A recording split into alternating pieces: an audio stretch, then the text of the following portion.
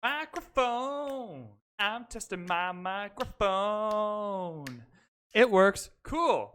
Hello, everyone, and welcome into a brand new reveal for the Civilization 6 New Frontier Pass. Today, we're going to take a quick look at Gran Colombia. I haven't seen anything about it, so we're just going to hop right in. We're going to take a look. Just before we go, I want to remind everyone, this content comes out on Thursday, so this is the place to be. In the clan on Twitch, twitch.tv/VanBradley, and on this YouTube channel to make sure you don't miss a second of the brand new Civilization 6 content that is coming on Thursday. We did the Maya review on stream, and I want to do that again with Gran Colombia here, but the YouTube clan missed out on that one, and I feel kind of bad about it. So we're going to do this for YouTube, and then tonight when we're streaming the end of our Wilhelmina game, we will break this down again, having seen it and having had time to kind of sit with it. We'll break it down again on stream, but this is just my first impressions. Let's rock. Simón Bolívar leads Gran Colombia in Sid Meier's Civilization 6. All right, let's back up. Oh, wow, it goes by 5-second increments. Eh? Just look how cool he looks. Like, look at the, look at that. Like, what are these? Like, almost like mutton chops? Sexy. Simón Bolívar looks good. leads Gran Colombia in Sid Meier's Civilization 6. New Frontier Pass. In a series of stunning campaigns, Bolívar liberated much of South America from Spanish control, changing the future of the continent forever. So this is this is after the conquistadors came in and ruined everything. Simón Bolívar, he straightened it out. Simón Bolívar's unique ability is Campaña Admirable. When entering a new era, Gran Colombia will automatically earn their unique unit, a great general called a Comandante General. These have a wide range of passive and active effects, like adding combat strength to nearby units, providing instant upgrades, granting additional trade routes, and more. All right, so let's break this one down a little bit. The first question I have, we're just going to do this really quick. We're going to watch the whole video and then circle back to parts. The first question I have really quick, there's a few. First off, are these active effects, are they all new?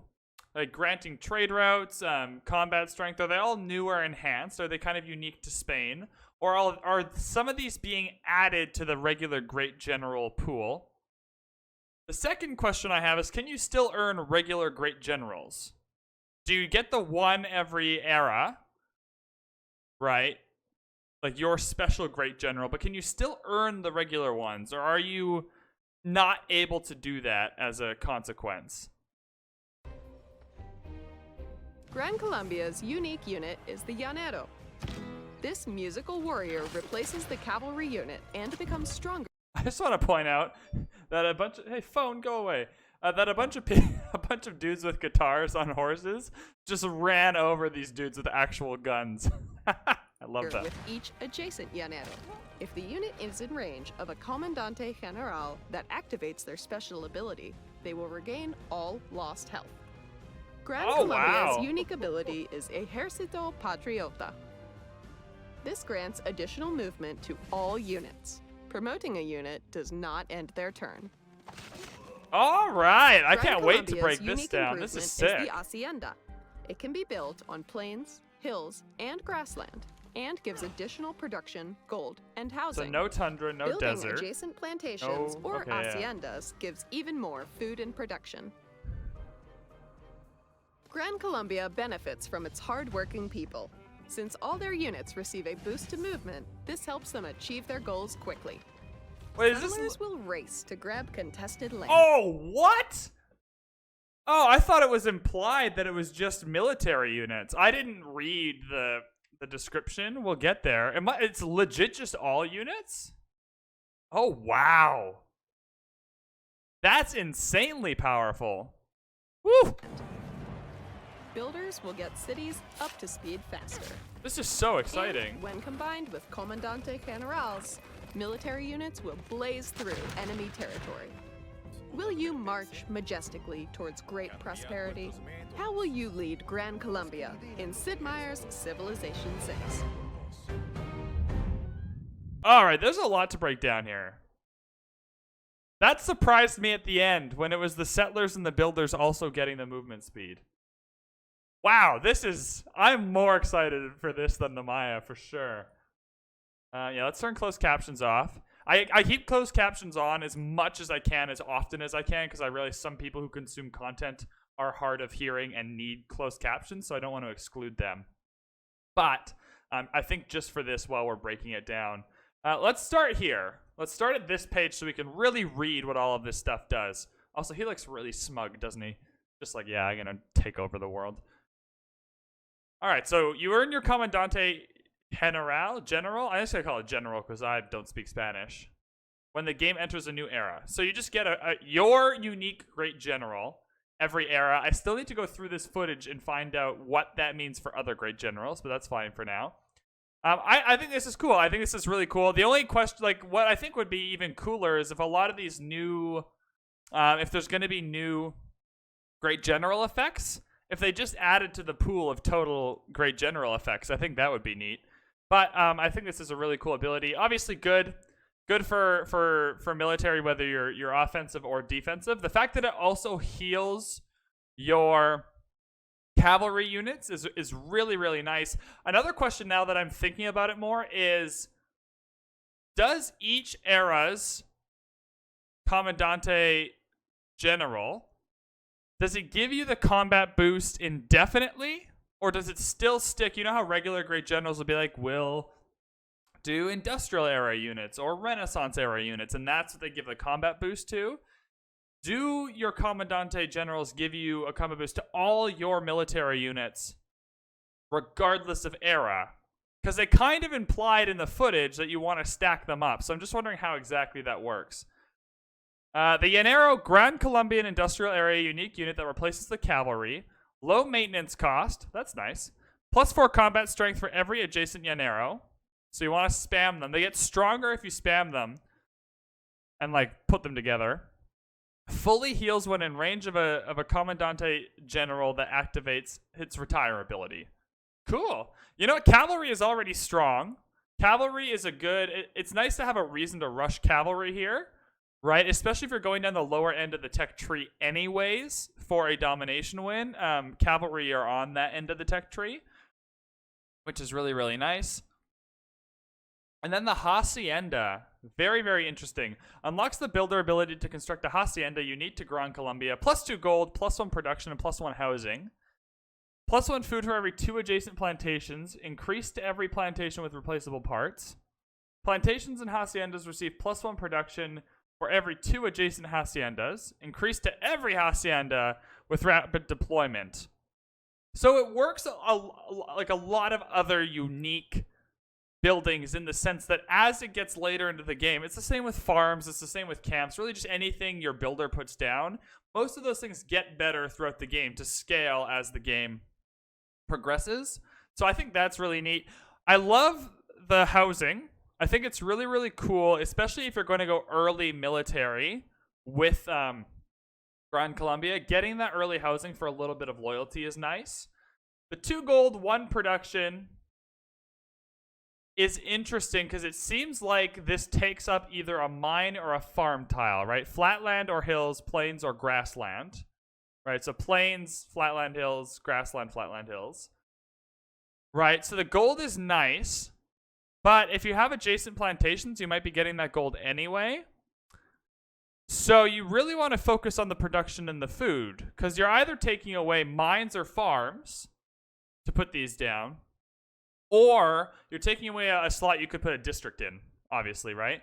And so you definitely want to make sure you're planning these out like you're planning out your district placement, because they are way better if you take advantage of all of these adjacency boosts, right? Or else you might miss out on the production and the food.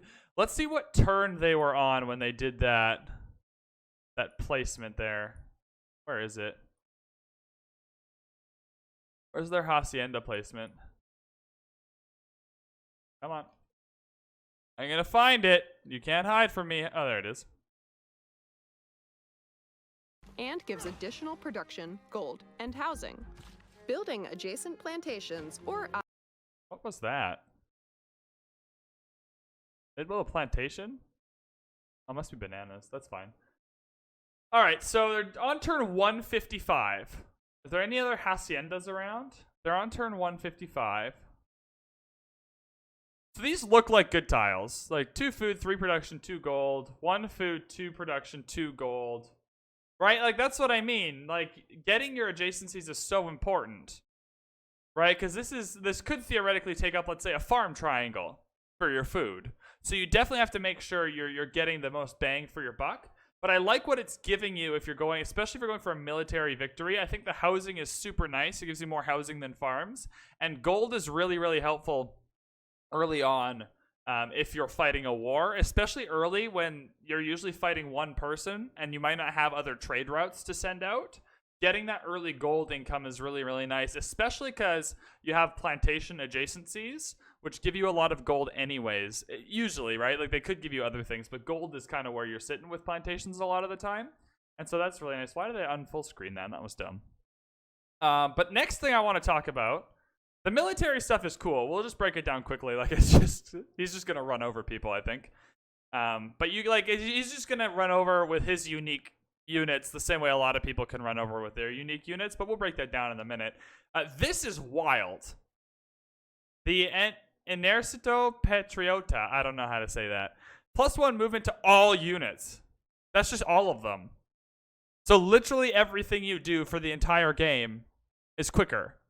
Ideal, like in an ideal situation. Like, imagine you're sending your settlers out, like, just right away, all your turn 3 settles that you normally don't want to take because you want to settle within the first 2 turns are all options now because your starting settlers have more movement. Every builder gets more movement, right? So they could walk onto a tile 2 tiles away and like, you can chop things quicker and you can place things down quicker and you can, like, it's actually crazy. It's the same kind of math you do with the pyramids. The pyramids are so good because each builder charge, the quicker into the game you can get them, has an exponential effect on it, right? Not only does every builder have an extra charge, so you have to build less builders, thus freeing up that production, right? If you get the pyramids earlier into the game, you get those charges earlier, so you get more things earlier, and those things give you other things. Like, it just rebounds and snowballs a little bit, and getting +1 movement to every settler and build scouts. Your friggin' scouts, like, you're gonna get so many more first meets of city-states when you can send your scouts out and they can roam. Like, by the time you get your first promotion, that'll be an extra 2 movement on hills for your scouts, right? Like, this is S tier, I think. Maybe I'm overselling it, but, like, this is crazy. This is crazy. And what's good is that's good for anything. That doesn't even need to be military focus. Like, +1 movement to all your units is good no matter what victory type you're going for. It seems like he'll be most fun to go for a domination victory with, but you can definitely turtle with these cavalry units and your great generals and just hang out and use all this extra movement you're getting, right? Also, extra movement on cavalry units that already have a lot of movement are just pillaging nightmares, aren't they? Like, you can just send a few of your llaneros in there, keep them adjacent for the combat strength, and just go and pillage a whole bunch of stuff. This is so exciting. Let's take a look at those great generals. Do we learn anything about them?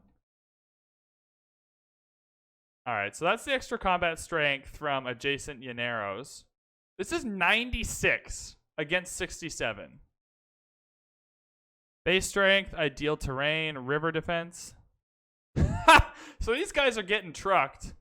The conquistadors, which are Niter units, I believe, like, they're no slouches, are getting trucked by these llaneros, even though they have ideal terrain and a river defense and a support bonus.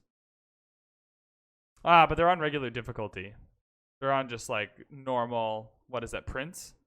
Difficulty level 4 is what I'm trying to say. Do I get to see more of the...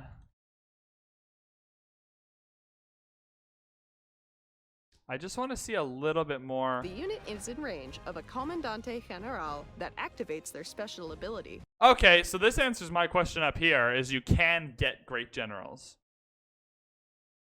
So you can have great generals and your unique great generals. Cool. They will regain all lost health. Gran Colombia's Now, do those stack? If I have a great general and my great general next to a unit that they both affect, do you get the double? Is it like a bam bam, or do you just get the one? There's so many questions. Do we get to see it anywhere? Base strength, intel on opponent's movements. Oh, promotion and military alliance. That's cool. That's not what I'm looking for. No, I want more great general stuff. Where is there something I can see here that's... Come on. Maybe I'm just not getting it to see it. Oh, here we go. +5 combat strength from being next to a great general, like your unique great general, the Commandante one. Cool, so you get that bonus. +4 combat strength. Yep. So you do get them stacked. And then +5 combat strength bonus from great general. Right, so you get these stacked. You get one from your, this +5 from your unique great general for being near it. This +5 from being near a regular great general. And this +4 is an effect from a retired great general. So it's all stackable. So this 96 is pretty crazy. And these aren't even core units. Like, this is just your good old-fashioned cavalry. This is... There's some mid-game spice to this that I really like. Right? You can go pretty crazy with these guys, I think. Very Genghis Khan-y in a way. The way you can just stack and stack and stack. I love it. I think this is fantastic. Is there anything else we want to break down? What else? stronger range of all and their patriota. All right, so if I had to take a, we'll just finish up here. I think this is fine. I'll think about it and I'll sit about it a little bit more, and we'll talk about it more on stream. But we've already been going for like 15 minutes or whatever it is. If I had to take a guess, I would say this civ would be in the A tier civ list. If I just, without playing it, without seeing how anything feels, I would say probably A tier to S tier somewhere. I think this +1 movement could be game defining every single game, and I'm just not sure if I'm overselling it or underselling it, because this is very, very unique. But the fact that it's like anything that's passive applies to everyone for the whole game and is generally helpful for any victory type. Like, it just happens. It just happens for the entire game. It just happens for any unit, whether you're in a Golden Age or a Dark Age or a military win or a sign. It just happens, and it's so good. So I have to assume this is like an S tier ability, right? I like all the military stuff, right? I think the generals are interesting. I think the cavalry is interesting. I think there'll be some unique ways to stack them up and do some real damage to people. And I think that's fun. I think there are other civs that have that ability with domination wins as well. So if you're a domination fan, I think this is going to be the first way a lot of people play him. It's just to stack all your cavalry units. Hey, go back. I was reading that. Oh, come on. There we go. It's just to stack all of these units. It's certainly the first way I'm going to be playing him is domination. Absolutely. And then I think the haciendas are like, I think the housing is great. Right?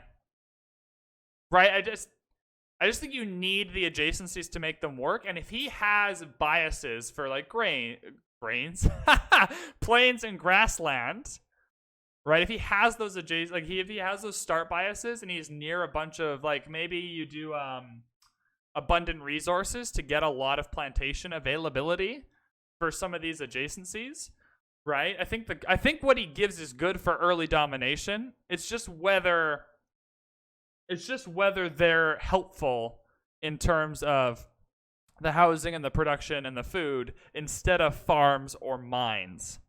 Which my guess is that they will be better than those because it's a unique unit, or it's a unique placement, which are usually better. But I don't know how this feels.